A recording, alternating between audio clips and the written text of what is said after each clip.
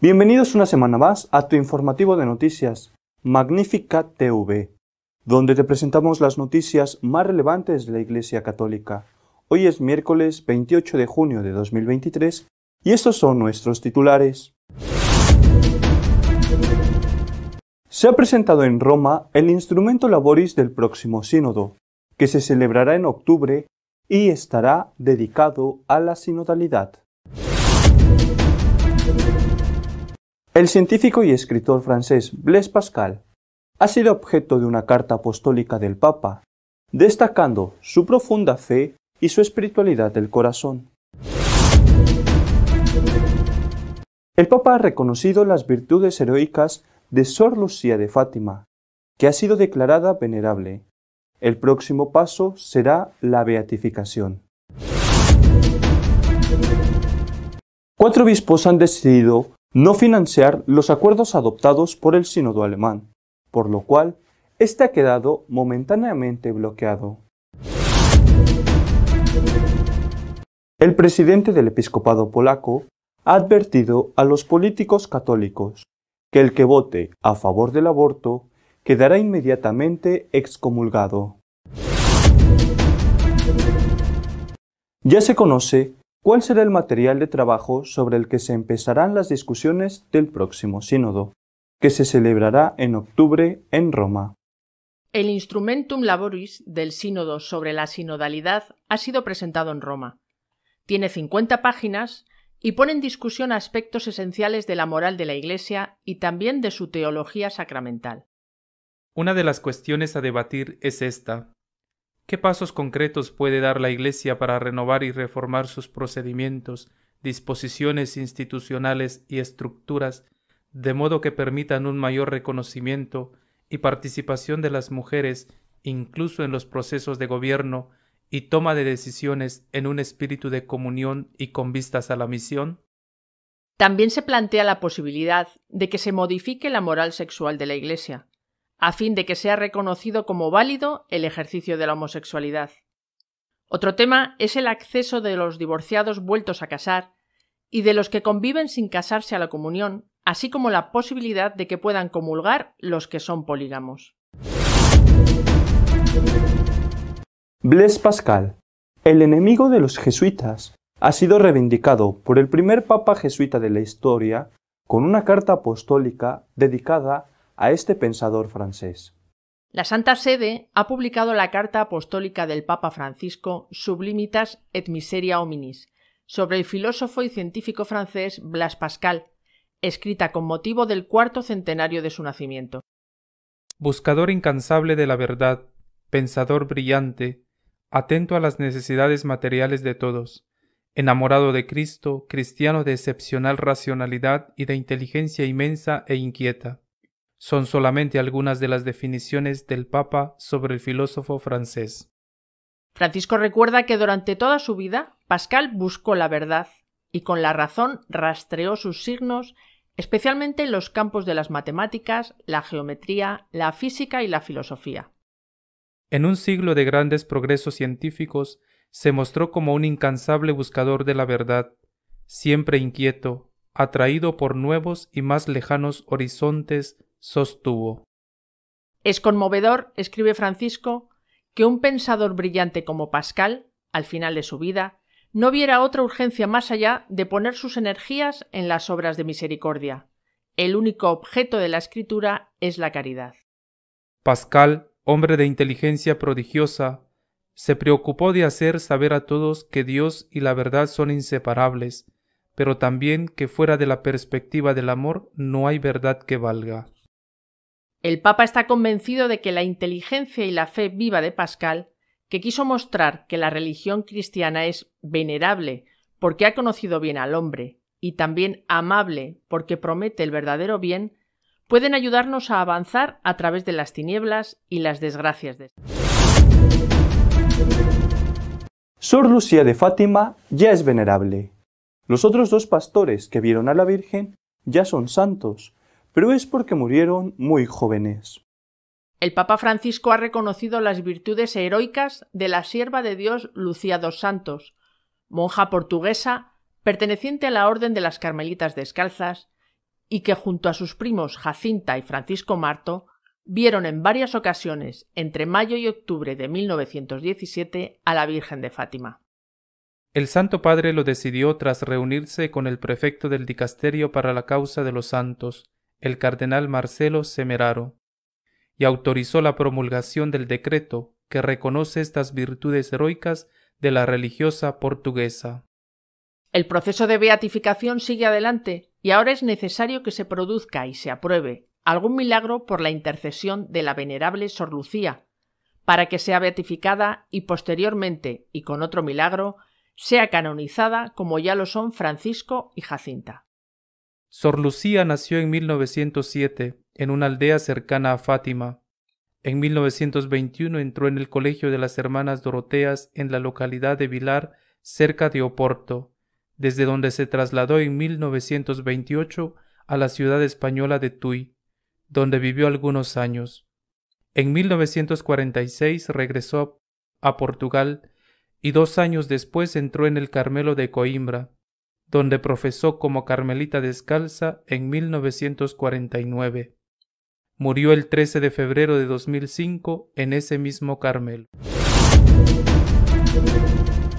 4 obispos alemanes han decidido no financiar la aplicación de lo acordado en el sínodo alemán, por lo cual este ha quedado momentáneamente bloqueado. El cardenal Welki, de Colonia, y los 3 obispos de Baviera, Hanke de Eichstätt, Oster de Passau y Voldelhorser de Ratisbona, votaron en contra de financiar el comité sinodal que se dispone a introducir un consejo sinodal alemán permanente para supervisar la Iglesia en Alemania. El argumento es bien claro: no se debe poner dinero en algo que Roma puede rechazar. La Conferencia Episcopal Alemana publicó un comunicado en el que decía que para una gran mayoría de los obispos diocesanos es importante que las 15 decisiones de la Asamblea Sinodal se apliquen lo antes posible. Sin embargo, continuaba el comunicado, dado que se necesita una decisión unánime de los obispos y 4 han declarado que no estarán de acuerdo con una mayor financiación del camino sinodal, ahora es necesario encontrar otras formas de financiación. Una de las cuestiones clave será la financiación del controvertido proyecto, dado que el camino sinodal ya ha costado varios millones de dólares. Aunque no se han hecho públicas las cifras de financiación de la Comisión Sinodal Trienal, el portavoz de la Conferencia Episcopal Alemana, Matthias Kopp, declaró en mayo que se habían gastado 5,5 millones de euros en el camino sinodal durante su fase inicial de 3 años de asambleas. El martes, los 4 obispos que votaron en contra de la financiación del comité sinodal dijeron en un comunicado de prensa conjunto que el plan de organizar ahora un comité sinodal en Alemania, que luego establecerá un consejo sinodal, va en contra de la clara instrucción del Papa. Por lo tanto, no podemos seguir adelante con este paso en este momento. Los obispos polacos no han dudado en declarar que el político que vote a favor del aborto quedará inmediatamente excomulgado. El presidente de la Conferencia Episcopal de Polonia, Monseñor Gadecki, ha dejado las cosas bien claras. Los diputados que voten a favor del aborto cometen un pecado grave y por tanto no pueden comulgar. Sus declaraciones se producen después de que los principales partidos de la oposición polaca, la mayoría de cuyos líderes son católicos practicantes, hayan expresado su apoyo al fin de la actual prohibición casi total del aborto, que cuenta con el apoyo de la Iglesia.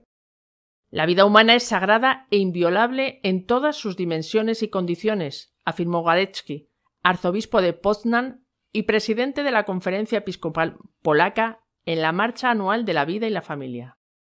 Sin embargo, ese derecho a la vida se ve hoy más a menudo amenazado por intereses económicos. Una ley que viola el derecho natural de un niño a la vida es injusta, y cualquier diputado que vote contra la vida comete un pecado grave, y por tanto no puede comulgar.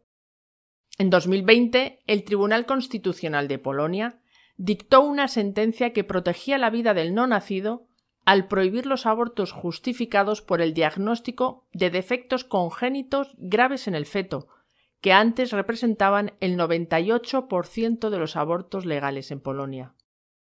Ahora solo se permite el aborto en 2 casos: cuando el embarazo pone en peligro la salud o la vida de la madre, o cuando es consecuencia de un acto delictivo, como una violación o un incesto. La Iglesia apoyó firmemente el contenido de la sentencia, y por ello fue uno de los objetivos de las protestas masivas que estallaron a raíz del fallo judicial. Donald Tusk, líder de la centrista Plataforma Cívica, el mayor partido de la oposición, ha pedido la legalización del aborto libre hasta la 12ª semana de embarazo. Nuestro editorial de esta semana está dedicado a comentar, entre otras cosas, la declaración de venerable de Sor Lucía de Fátima. Esta semana se ha presentado el Instrumentum Laboris del próximo sínodo. Hay que comenzar aclarando 2 cosas. La primera, no se puede hablar propiamente de que se trate de un sínodo de obispos, sino de un sínodo con obispos, aunque estos sean la mayor parte de los integrantes del sínodo, debido a que en el próximo sínodo, que se celebrará en octubre, en el próximo sínodo habrá también participantes laicos, sacerdotes, religiosas, que tendrán, igual que los obispos, derecho a voz y voto. Estamos en la primera vez en que el sínodo deja de ser sínodo de obispos, digo, hablando con propiedad al margen del título que le den, para convertirse en un sínodo con obispos. Segunda cosa, ¿qué es un instrumentum laboris? Se trata de, como la propia palabra indica, un instrumento de trabajo, un borrador. Un borrador que, como ha sucedido en las ocasiones anteriores, está destinado a ser destruido en los debates, a ser ampliamente corregido, pero que ya indica cuál es la línea de los temas que se van a tratar, la línea de los temas sobre los cuales se va a discutir. Y cuando uno ve ese instrumentum laboris, que es amplio, son 50 páginas, la impresión que se tiene es que es un déjà vu, algo ya visto. Llevamos casi 10 años hablando de lo mismo. Matrimonio de los sacerdotes, mujeres sacerdotisas, aceptación de la práctica de la homosexualidad, aceptación a la comunión a los divorciados vueltos a casar y también a las parejas que viven sin casarse en unión libre. Y en esta vez se incluye una novedad, aceptación a la comunión de la poligamia, de los polígamos. Bueno, en definitiva es más de lo mismo. Hay que pensar entonces en 2 cosas. Primera, si en los sínodos anteriores, pienso, por ejemplo, en el sínodo de la Amazonía, no se ha aceptado en la práctica nada de lo que allí se pidió y se aprobó por mayoría, como por ejemplo que algunos nativos que viven en situaciones alejadas, en zonas alejadas de la civilización, donde es difícil que llegue el sacerdote, que esos nativos casados puedan ser ordenados sacerdotes. Bueno, si eso no se ha aprobado como petición del sínodo de la Amazonía en un ambiente muy local y muy restringido, ¿por qué tiene que aprobarse ahora todo esto? Además, buena parte de lo que aparece en el Instrumentum Laboris es calcado del sínodo alemán. Hay excepciones, por ejemplo, en el sínodo alemán se habla de los consejos sinodales integrados por laicos y obispos, cuyo poder decisorio estaría por encima del de los obispos. El obispo quedaría como una voz más. Esto no aparece en el Instrumentum Laboris, ha sido explícitamente vetado en el caso alemán por el Vaticano. En el sínodo alemán tampoco aparece la cuestión de la poligamia, que no sé si tendrá, será una innovación que pidan los africanos o quien la esté pidiendo. Pero por lo demás es calcado. Y si a los alemanes no se les ha concedido nada de todo lo que piden, o a los amazónicos, ¿qué motivos tenemos para pensar que incluso aunque el sínodo aprobara ciertas cosas, va a ser concedido. Es penoso, es lamentable que las verdades esenciales de la fe, que forman parte de nuestro patrimonio basado en el Evangelio y en la tradición, se pongan a debate. Es lamentable, es como si en un parlamento se decidiera a votos qué es bueno, qué es malo, y se decidiera a votos incluso los principios básicos de la existencia de la nación.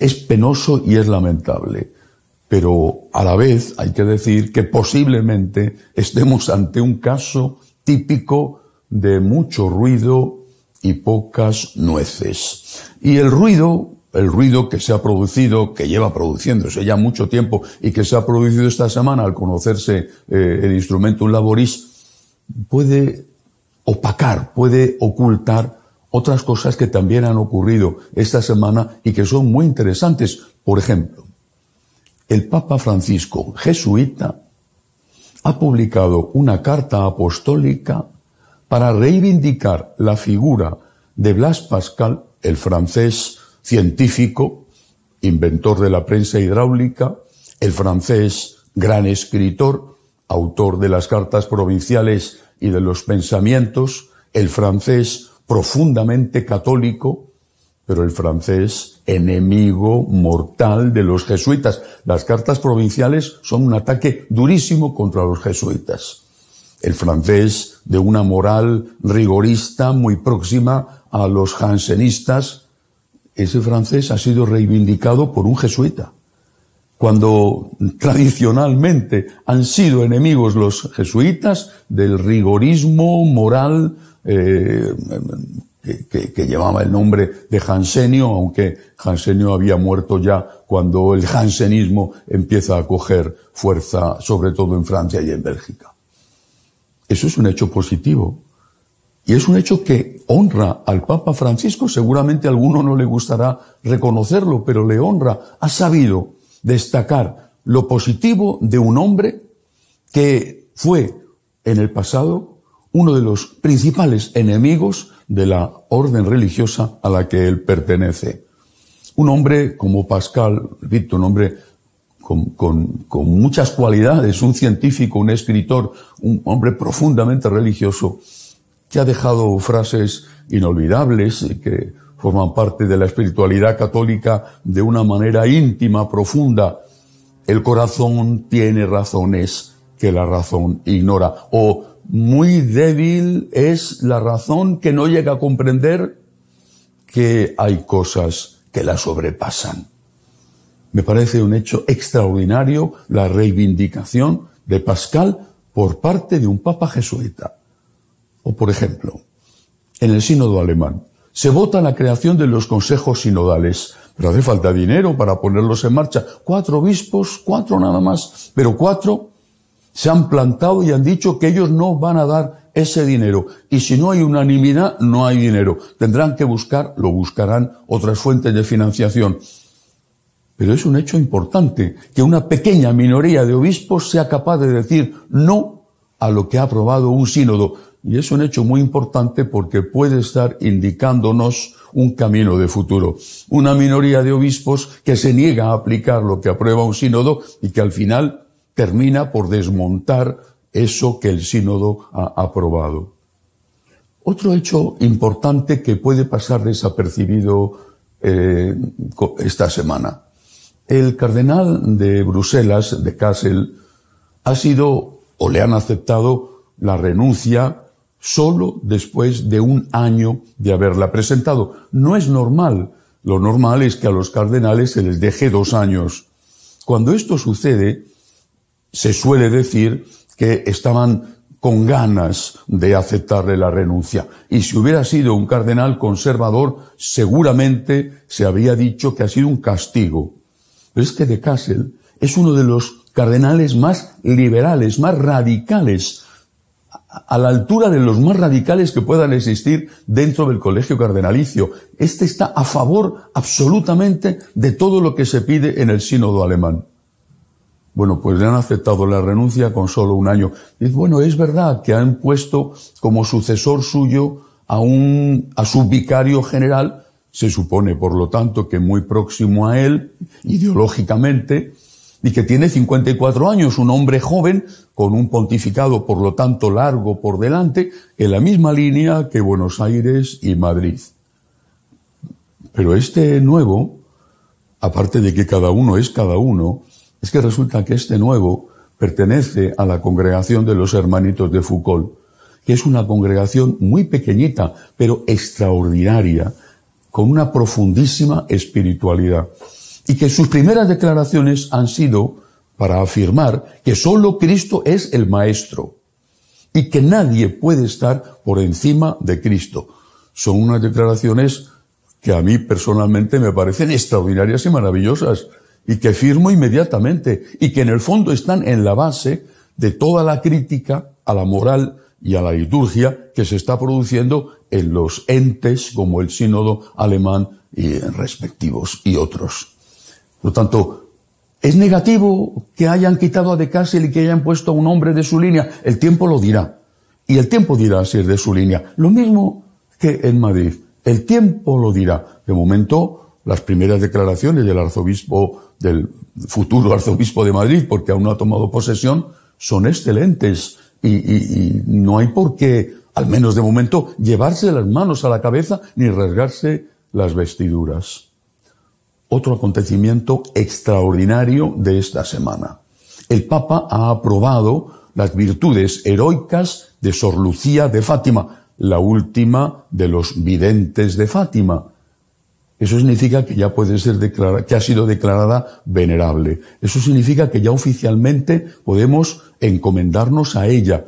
Extraoficialmente, por supuesto, lo podíamos hacer antes, pero ahora ya oficialmente es venerable. La venerable Sor Lucía de Fátima.